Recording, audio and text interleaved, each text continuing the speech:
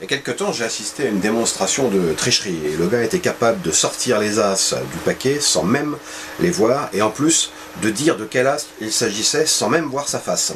Bon, moi ce que je vous propose, c'est un truc beaucoup plus simple.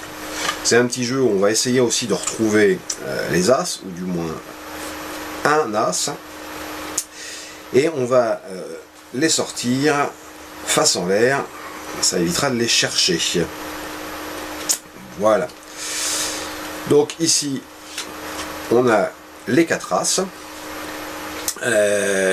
On va essayer de trouver quel est l'as, ou plutôt où se trouve l'as de pique. Alors l'as de pique, vous allez voir, c'est l'as qui a le symbole, ici le dessin, le plus gros par rapport aux autres as. Alors, ici j'ai l'as de cœur.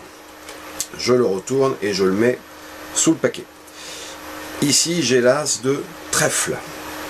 Je le retourne et je le mets sous le paquet. Ici j'ai l'as de carreau. Je le retourne et je le mets sous le paquet. Et ici j'ai l'as de pique.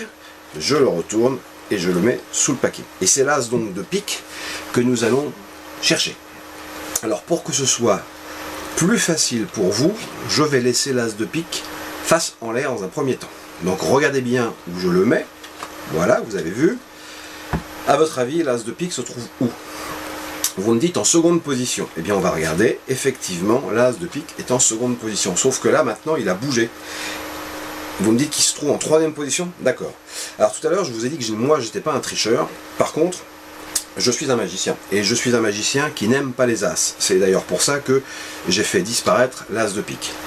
Alors j'aime pas les as, mais par contre j'aime bien les rois. Moi personnellement je trouve qu'un roi de pique c'est beaucoup plus joli qu'un as de pique. Donc vous savez maintenant que je n'aime pas les as et que je préfère les rois. Et c'est d'ailleurs pour ça que j'ai fait disparaître les as et que je les ai remplacés par les rois.